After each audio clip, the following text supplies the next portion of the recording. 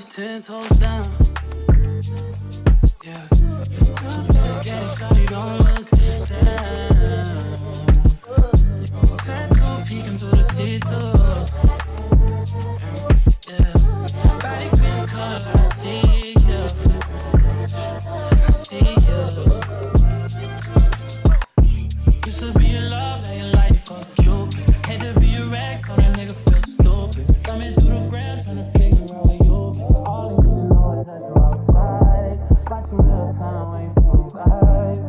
I've been a little stuck creatively because I've been going back and forth on like short form, long form. Which one do I choose? Let's do it all. But then I get overwhelmed by like the amount of work that all is, like both of them at the same time, and like clearly I'm still figuring this out because I started making short form and I had a lot of fun doing it. And I was like, oh my gosh, actually this is so much easier because I can have an idea, I can make it, and then boom, put it out. I'm also trying to force ideas right now and it doesn't feel fun. Back when I used to make music, there was this thing that I would tell myself, if I don't have anything to say, then I don't need to make anything. There's nothing for me to write about. There's no song to be made because I don't have anything to say. But then when I did have something to say, it was a lot easier for me to make a song. So I feel like that's kind of like what's happening right now with this content stuff. So I'm kind of just like, I don't want to say giving up, but I'm just letting go.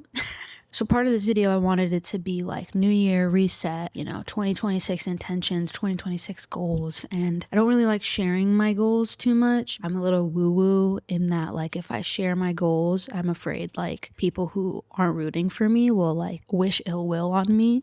So yeah, part of my 2026 goals is to just make more stuff and do more of the things that I've been wanting to do. Whatever that is. If it's a tattoo, if it's making a YouTube video, if it's making a short form video, like I let myself get so far in my head. I almost didn't make this video because I was like, oh, it's January 20th. Like, what's the point of making like a New Year goals 2026, whatever type of video, because it's already January 20th. It's too late.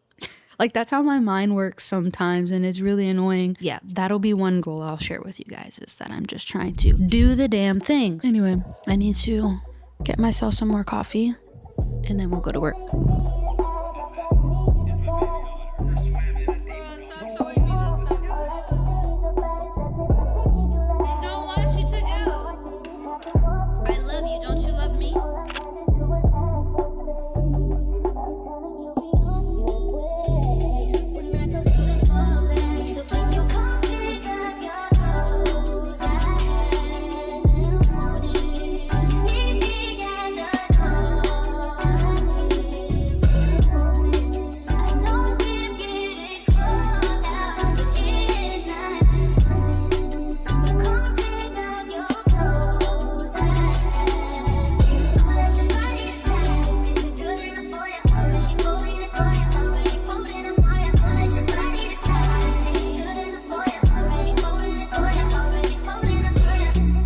All right, we are home after a long day's work.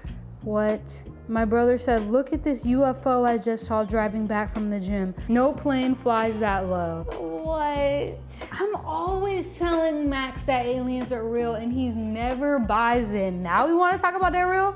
Let me see this. The camera quality is so doo-doo. That is not a UFO, Max. I'm dead. He's an idiot. It was circular and all. Way too big to be one of those government drones. He's stupid, he's so stupid. Anyway, as I've been trying to make my own content, I've started putting the pieces together that it is not the same as being a filmmaker, being a videographer, like what I do for work. I realized that a lot of the stuff that I own was more so geared around like when I used to freelance. And I kind of was going through this whole like, I need to use what I have. I don't need to buy stuff to start making content. As I started taking my camera out, as I started filming some like talking head setups in my living room, I was realizing, okay, can I be janky about this for a little bit until I can start figuring things out? Yes, I can. Does that motivate me to want to make more content? No, it just makes making content harder. What's not going to help me make content if it's hard? A lot of people on the internet will say, you don't need this, you don't need to buy that, you don't need this, use your iPhone, da-da-da-da, and like, yes, that's true, but two things can also be true. If it's making your life harder, then maybe you buy that lens, or maybe you buy something that's gonna make it easier. So, that being said, I got some stuff for 2026. First thing that I got, these guys. Ride or die DJI girl here. These are the mic minis, not the newest mic mini. And the reason why I got these was because low-key they were on a great like Black Friday holiday sale. They were like 70 bucks. And now they're like 90. Because the new ones came out, they dropped significantly. They're still great. The ones I was using before were the DJI mic ones. I think they're over here actually. Yep, look at it. Look at it. I know I had it. So even though I have these, I'm gonna tell you why I got these. Obviously, look how cute and little it is. When I put these on, and this is the same for like the other, I think the DJI Mic 2 is the other version of this, like the newer version of this. They are so big and bulky that they like weigh my clothes down. So anytime I like clip it or like even try to use the little magnet that it comes with, it just like weighs my shirt down. And I hate that. One of the biggest annoyances that I had with these was that when you take the receiver off, you have to take a cord and put this on top of your camera, plug that cord into your camera, and then the mics will connect or whatever, right? The cool thing about the mic minis is that DJI made an adapter that goes on top of the hot shoe of the camera so that you don't have to plug anything in. You just take the receiver, put it on top of the camera, connect the mics, and you're good to go. I'm gonna show you what it looks like on my camera right now, but that's what it looks like. You know, looks like that. It slides in, and then you just push that into the, you know, the port right there. I really wanted to eliminate all of the extra movements and tasks that I needed to do, like taking this out, plugging it in. It was too many steps. There's also another reason why I got this, and it's because oh, I'm so stoked about this. I was thinking about how I wanted another action camera. I used to have like a GoPro Hero 5 or something. I ran that thing through. I used to use it a lot too, like during my concert days, and I would do like a drum cam, or like one time I put them on the bottom of the guitars and that looked really sick. They're just so fun because they're so little and so discreet and like honestly very durable. I could chuck this thing across the room if I wanted to. I love a car mount shot. The thought of putting my camera on my car terrifies me. I don't love that idea. I also kept finding myself in positions where like I wanted to mount my camera onto like the door or like a cabinet in like weird places that my camera like low-key didn't fit. So I was like, gosh, I really wish I had something smaller. And what's great about this is it films in DJI's 10-bit D-Log. It looks really good from like a vlogging perspective. And when I do take this out to vlog, it's so small that like nobody knows I'm recording. And with all that being said, it also wirelessly connects to the DJI mics. It also films like pretty good vertical.